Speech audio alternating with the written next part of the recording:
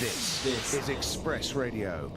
Good morning, everyone, and welcome back to the student election coverage on Express Radio. I am Alec. And I'm Jess, and we're here with our next candidate for VP Education. If you'd like to introduce yourself. Yeah, hi, my name's Bridget Taylor. I'm a third year in English Lit and Philosophy, and I'm running for VP Education. Yeah, so do you want to tell us, Bridget, a bit about your motivation for running for VP Education? Yeah, sure. I mean, if you've read my manifesto, you can probably tell that I'm a bit different from the other candidates. I'm quite political. I'm a member of the Socialist Student Society. And basically, I'm trying to look at these elections from a bit of a wider perspective, rather than just aiming to change to specific things about your uni experience. My motivation is, basically from my political background, I'd like to see education treated as more of an end in itself rather than a means to an end. I mean, at the moment, we're being charged £9,000 a year for an education that is having funding cuts. So you're actually paying for reduced contact hours. So I'm committed to campaigning for free education.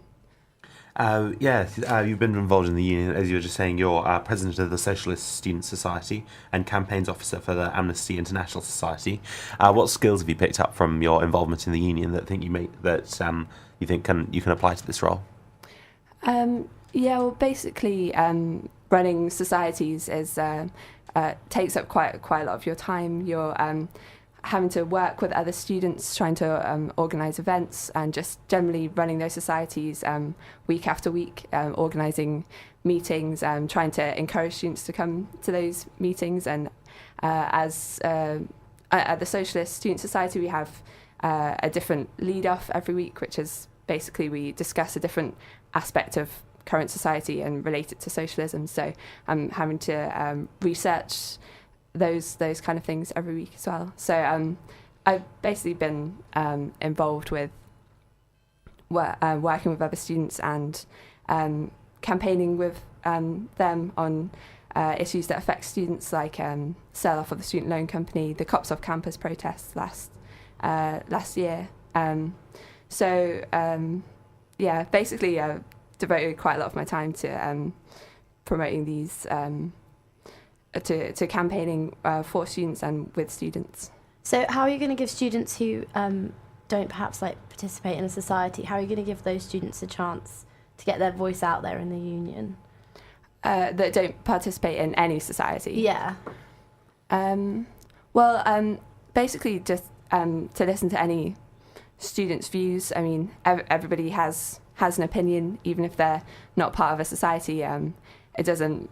not that it doesn't particularly matter, but I'm sure they still have different views and opinions, and obviously I would listen to everybody.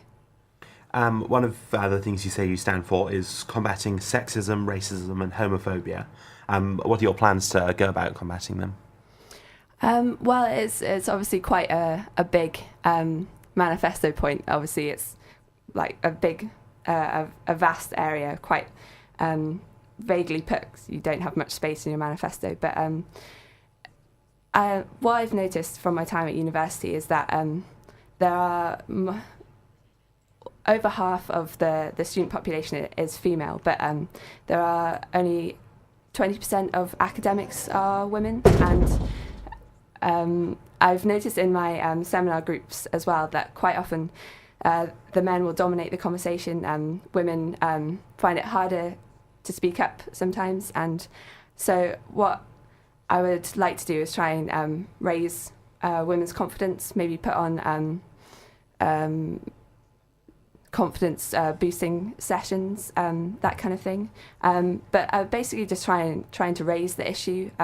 So the same with that we don't have a big representation of ethnic minorities and who we are taught by. And also on our courses, I've noticed in philosophy that it's completely dominated by Western philosophy. Obviously I can't speak for everybody's courses, but just a greater, trying to talk about this issue of equality, and trying to have greater representation on our courses. Yeah, so kind of a better integration of every student on each course.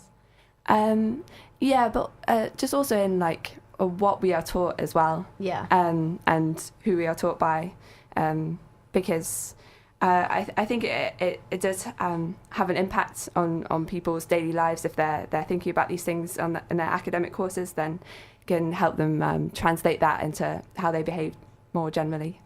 Yeah, so out of all of the ideas that you've presented in your manifesto, which would you say you're most passionate about sort of setting into motion? Definitely the one about free education. Yeah. Is a big one. Obviously, I'm just one person, and this is just one students' union. But putting pressure on the NUS to try and start a mass campaign against tuition fees and cuts, trying to turn the NUS back into a more fighting union. But also, one of my other campaign points is regular open meetings to decide union policy. Basically trying to get students more engaged with the democratic life of the union, because I think young people can feel quite disempowered in this day and age. Like, I don't know if you saw Russell Brand talking last year against Jeremy Paxman. It was a great interview, but he was saying that young people don't vote because all the main parties are the same, and he was calling for revolution, which is pretty extreme, but extreme. But I think he raised like a salient point there, that young people do feel a bit disempowered, a bit disengaged from politics. We see that from like the low turnout at student elections. So yeah, I think if students feel more involved in the running of the union, they see what their elected officers are doing for them on a daily basis, that they'll feel more engaged with democracy. And we actually have a more democratic system in the union than the kind of in general elections that you get to elect your officers every year rather than every 5 years. So it's a good system. What could you see some of your biggest challenges being if you were elected VP Education?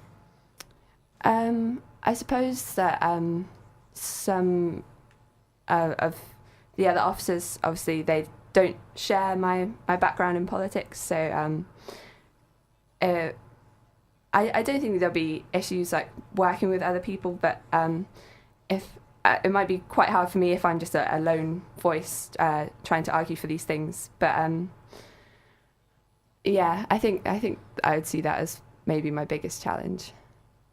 So sort of rounding up, how are you going to get people in the next few days to like engage with your campaign and to vote for you? Do you have any plans of what you're going to be doing around the union? Or? Yeah, well, shout-outs in lectures, going up to student halls, talking to students, basically just trying to talk to people as much as possible. I think sometimes we tend to just assume that students will be apathetic when it's not always the case. And basically, I don't have any gimmicks in my campaign. I'm trying to make it more about the policies, as you've heard. So, yeah, just talking to people mainly. Yeah. So do you have Twitter, Facebook? Yeah, I've got a group on Facebook, Vote Bridget Taylor for VP Education, and a blog as well, www.voteforbridget.wordpress.com. So if people want to get in touch, they can just send you a message or anything like that. Yeah, definitely. Get in touch. That would be brilliant. Yeah, so it's been great to hear from you. Yeah, thank you very much for joining us, Bridget. Yeah, Been and nice to good speak luck to you. with your campaign. Oh, thank you very much. All the best. So here on Express, we'll just now play some Lily Allen for you. This is Lily Allen with Air Balloon. Somebody